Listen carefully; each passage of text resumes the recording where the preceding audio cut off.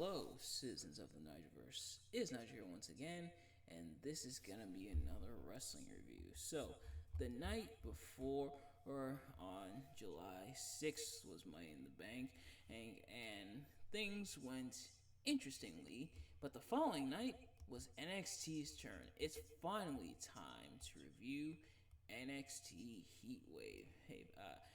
On July 7th, as I mentioned, from the Scotiabank Arena in Toronto, Ontario, Canada. And it was actually the first NXT event since Toronto 2019. And it's crazy because the NXT roster for that show was vastly different from the NXT roster nowadays, which I mean makes sense. It had been a whole 5 years, but it's still pretty crazy. Kind of detour. Just want to see if there's any names on that show that are still in NXT or it came back, and a lot of them are like gone, not like gone like deceased, but like are gone, either called up or in different companies. Like no Undisputed Era, Shayna Baszler, no Mia Yim, no Johnny Gargano. They're all either like in different company, like AEW and stuff, or they're either or in like Johnny Gargano's case, are now like called up on the main roster. But it's still crazy to think about then versus now. But nevertheless, I am not a professional wrestling reviewer or analyst or anything like that. Just a man who enjoys a good time. I would say a pretty decent time with this show. I actually watched it earlier today. Finally got around to watching it earlier today, and I have to say I'm glad I did. So, if you've seen these reviews of mine before, you kind of already know how this works. If you haven't, I'm going to be talking about what I liked and disliked about the event, and I'm going to go match by match. So starting with the pre-show match, as Carmen Petrovic and Ariana Grace defeated JC Jane and Jasmine Nix. So that was on the pre-show. But obviously that wasn't on the main show. We're only concerned about the main show, and I don't even think that made broadcast. But nevertheless, on the main show, for the NXT North American Championship, the ruler Obafemi defended against the Cardiac Kid Wesley, pre-heel Wesley. This was still face Cardiac Kid Wesley, which is funny because the gear he wore at No Mercy this past Sunday is the same gear he's wearing here at Heatwave, which is crazy. I'll save it for when I do No Mercy. But as for this match, man, what a match. Like, they definitely set things on fire to open up the show. And the stipulation was that if Obafemi won, then Wesley would not be challenging for the North American Championship as long as Obafemi was champion. And of course, the main story being, Wesley coming back not too long ago, wanting the title back and wanting to go through Obafemi to do it. As for this match, it's definitely a David versus Goliath battle. Wesley more than holding his own, but of course Obafemi being so dominant, and it really made both guys look good. Like Wesley, you definitely resonate with him. He tries to look as good of a giant slayer as possible, even though that's probably not going to be the case. Meanwhile, Obafemi looks like an absolute monster. Like I'm echoing the sentiment, echoing the sentiment of a lot of people. There we go. That he is going to be a major star once he eventually makes his way up to the main roster, even as he grows in NXT. He's North American champion now. If he dropped the North American title and went immediately into the NXT title picture, I don't think I'd be mad at it. Like, I don't think a lot of people would be that mad at it. But both guys looked really good here, but ultimately Obafemi putting away Wesley with a nasty powerbomb, and just some like cool fun moves, like kind of playing around with the athleticism of Wesley and like the strength of Obafemi, including Obafemi just launching Wesley into the air. Like it was nuts. But yeah, so Obafemi picking up the win. Very, very solid match. Very great way to open the show. But next up, it's the women's turn with the Women's North American Championship as Kalani Jordan defended against Sol Ruka in a bit of friendly competition. These two ladies are friends, but obviously once you step in the square circle, the friendship kind of goes out the window. But and as for this one, pretty solid encounter between the two, who I think both did really well, and ultimately Kalani Jordan picking up the win. Definitely also two ladies who are definitely going to be major star. Are already seeing how much growth they've had in their time in NXT, even though they're not that deep into their NXT careers. Like Kalani Jordan, I think they said she was only like a year or two in, and Sol Ruka's been there for a little bit, but still not super long yet. But yeah, impressive win for Kalani Jordan, and yeah, pretty good match.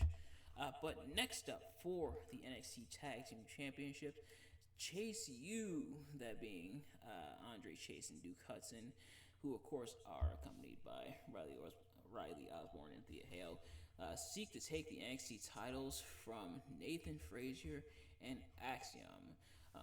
I'm surprised they still don't have an official team name yet. Also, they say in storyline that Nathan Frazier showed up 2 hours late to the show. I want to complain, but that's already been done so many times. Like, how many times have you seen the shot of like the wrestler coming in as the show's going on and stuff? Like, I get it, dramatic effect and stuff like that, but dude, but it goes to show more like the kind of turmoil and trouble in paradise that Nathan Frazier. Man, I cannot talk today.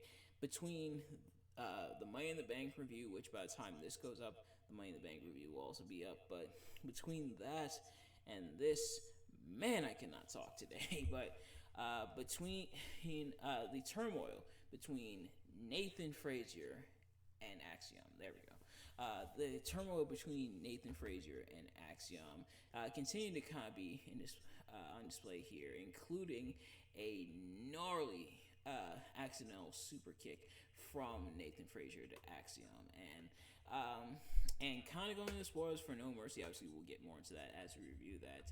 Something they will revisit, but kind of the whole Trouble in Paradise aspect for Nathan Frazier and Axiom as they continue to squabble, but ultimately also grow as a team. And meanwhile, Chase University, he still doing their thing, and just made for a really solid, really fun match. Like the amount of like near falls and stuff and close moments just added even more to the drama of the match. Ultimately, Axiom and Nathan Frazier getting the win with the golden ratio.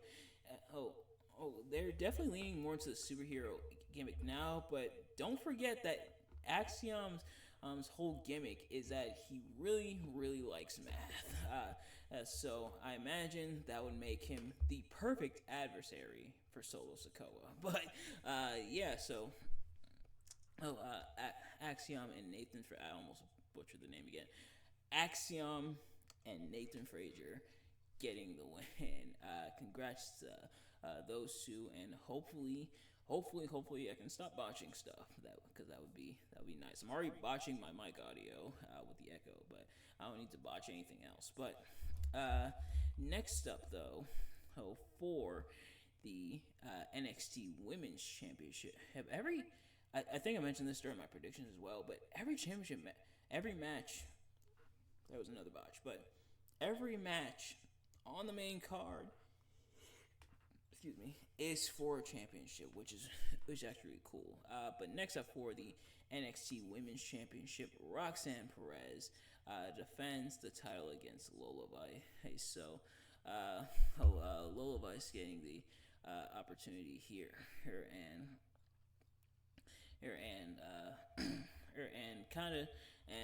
as I'm kind of reading into the story going into going into this match. That's mostly for pointers in case there's anything I missed. Yeah, Lola Vice pretty much becoming like a face and everything, and going after Roxanne Perez, saying talking about how Lola Vice transitioned over from MMA into WWE, so he was the real prodigy. Ooh, burn! But yeah, pretty solid encounter there. One of the stories early on is Lola Vice first hurting her right hand as she's going for the spinning back fit. It's somebody's been watching Eddie Kingston, but then also going for and then eventually hurting her entire right and Roxanne Perez targeting it. I will say I didn't know she would be able to pull it off, but Roxanne Perez has been pretty impressive as a heel, surprisingly. But yeah, so Roxanne going after that, but otherwise Lola trying her best to fight valiantly and ultimately keeping up with Roxanne Perez for the most part, including at the end where they did botch the pop rocks. So Roxanne Perez is just like, screw it, let's do it again. And excuse me, and that's exactly what they did, going for the pop rocks again. This time, not as close to the hopes, but Roxanne Perez picking up the win there. Lola looked pretty solid in this match. Roxanne continuing her reign, and yeah, so pretty solid match there as well. Oh, and then in your main event, and Trick Williams defends the NXT Championship against and it's all ego Ethan Page, the bouncy one Javon Evans, and the chairman Sean Spears. I don't think they've actually. Correct me if I'm wrong. I don't think they've referred to him as the chairman yet in NXT, which is kind of interesting considering he's used chairs multiple times. But nevertheless, so this is like a half AW reunion. They had the full AW reunion with like them and Cody Rhodes and Lexis King, but this one's like a half AW reunion, which is crazy. But yeah, so some really fun match. Like all four guys definitely brought it. Like the opener for Heatwave and the main event for Heatwave were both a lot of fun, and they definitely killed it in that regard. But of course, the story kind of being truly every man for himself. Trick Williams and Javon Evans a bit reluctant to fight each other, but ultimately knowing they have to if they want to win the NXT Championship. Yep, and kind of similar to what Kalani Jordan and Solo Ruka did, where they kind of had to put that friendship on the back burner in this match, but as it truly is every man for himself. Um, but also, oh, but also all four guys doing their thing. Javon Evans, I think it's the first match I've watched in its entirety from him, and man, he's definitely very impressive. He definitely is bouncy for sure. But a lot of cool spots, including Javon Evans smacking ribs first into the announce table, which could not have felt good. I think somebody, if I'm not mistaken, somebody got punctured when their ribs smacked the announce table. I can imagine it does not feel good. But ultimately, Ethan Page picking up the win and the NXT Championship, essentially by accident, because Trick hit the knee on Ethan Page and he fell on Javon Evans, and Sean Spears tried pulling him out. Admittedly, the story is there of like Ethan Page winning the championship on accident, but it feeds into his ego. I'm sorry, but it feeds ego because he thinks he thinks he actually he did actually win the championship, it was fair and square and everything, but him essentially winning by accident after the knee, and Sean Spears pulling Trick Williams out instead of going in and trying to break up the pin. No, you're just gonna pull Trick Williams out so he can't break up the pin. Did you suddenly not want the NXT title anymore? Okay. But it was kind of weird in that regard. But nevertheless, Ethan Page picking up the win and killing it with a smile, essentially, as he picked up the NXT Championship. So how will things unfold with Ethan Page as NXT Champion? We'll find out in the near future. But in the meantime, that is going to do it for this review, and a pretty solid show. Between these two, I definitely between Money in the Bank and Heatwave, I definitely got to go with Heatwave on this one. On the Money in the Bank was fine, with the exception of some decisions, but this show was definitely a lot of fun as well. For the strongest and weakest match of the night, I know I said I would try not to do multiple matches as the strongest of the night, but I gotta say, the opener and the main event were both a whole lot of fun, and they definitely brought it. As for the weakest match, probably have to go with the NXT Women's North American Championship. Just compared to everything else, I'll have to go with the NXT Women's North American Championship match. But nevertheless, that is going to do it for this review. Thank you all so much for watching. I hope you enjoyed. If you did, please do me a favor, like, comment, subscribe, share with your friends, and turn on post notifications so you know every time I upload a video so you can see the drops. And let me know in the comments below your thoughts on my review of Heatwave as well as NXT Heatwave itself. Did you like Heatwave? Did you like my review of Heatwave? Let me know. Thank you all so much for watching. I'll see you later. Peace.